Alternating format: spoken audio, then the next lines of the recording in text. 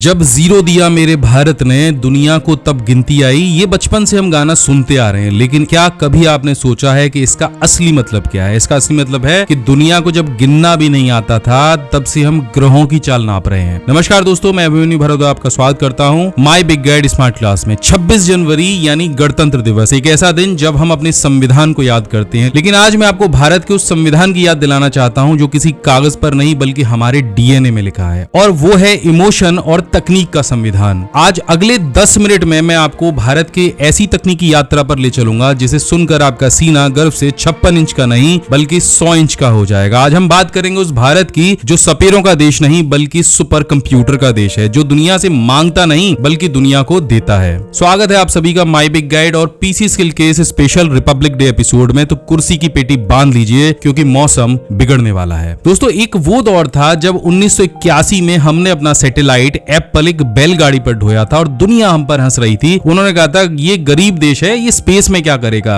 लेकिन उन्हें पता नहीं था कि भारतीय जुगाड़ नहीं इनोवेशन करते हैं। आज उसी भारत ने दुनिया को दिखा दिया। हम चांद के उस हिस्से यानी साउथ पोल पर पहुंच गए जहां अमेरिका, रूस और चीन जैसे देश भी नहीं पहुंच पाए। और फैक्ट सुनिए, हॉलीवुड की फिल्म ग्रेविटी का बजट 600 करोड़ रुपए था और हमारे मंगलयान ने असली मंगल ग्रह तक का सफर तय किया सिर्फ 450 करोड़ रुपए में। एक रिक्शे वाला भी 1 किलोमीटर के 10 रुपए लेता है, यानी एक रिक्शे के किराए से भी कम खर्च में यानी 7 रुपए पर किलोमीटर में हम मंगल पहुंच गए। ये है भारतीय इंजीनियरों का दिमाग। आज दुनिया की बड़ी बड़ी स्पेस एजेंसियां हमारे इसरो के सामने लाइन लगाकर खड़ी हैं और कह रही हैं प्लीज हमारे सैटेलाइट को भैया लॉन्च कर दो, क्योंकि हमारे पास तुम्हारे जैसी सटीकता नहीं है और किफायत भी नहीं है। अब जरा धरती पर वापस लौट के आते हैं और बात करते हैं कंप्यूटर और इंटरनेट की, जो आप पीसी स्किल और माय बिग गाइड पर दिन रात सीखते रहते हैं। आपको क्या लगता है कंप्यूटर की दुनिया अमेरिका चला रहा है? बिल्कुल गलत। कंप्यूटर की दुनिया का जो सॉफ्टवेयर है वो अमेरिका का हो सकता है, लेकिन उसे चलाने वाला दिमाग इंडियन है। जरा कुछ फैक्ट नोट कर लीजिए।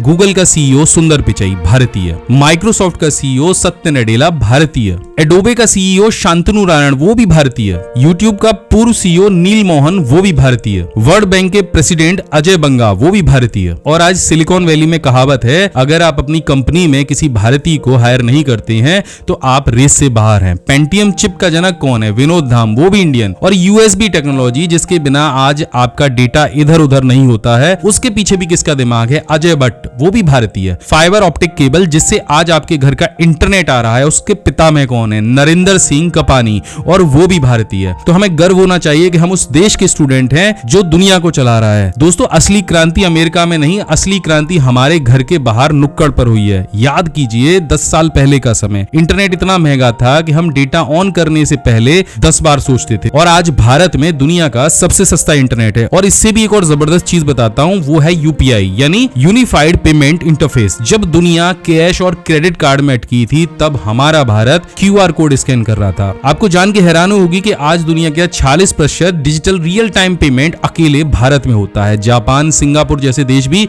हमसे पूछ रहे हैं कि भाई ये टेक्नोलॉजी हमें भी सिखा दो। कोविड के समय जब दुनिया कागजों पर वैक्सीन का हिसाब लगा रही थी, तो हमने सबसे पहले कोविन जैसा प्लेटफॉर्म खड़ा कर दिया जहां पर 140 करोड़ लोगों का डेटा सेकंडों में प्रोसेस हुआ। और ये है हमारे डेवलपर्स, हमारे कोडिंग स्टूडेंट्स की ताकत। तो दोस्तों, मैंने ये सब आपको क्यों बताया? सिर्फ ताली बजाने के लिए नहीं, बल्कि इसलिए बताया कि आप अपनी वैल्यू समझ सकें, आप भारत की वैल्यू समझ सकें।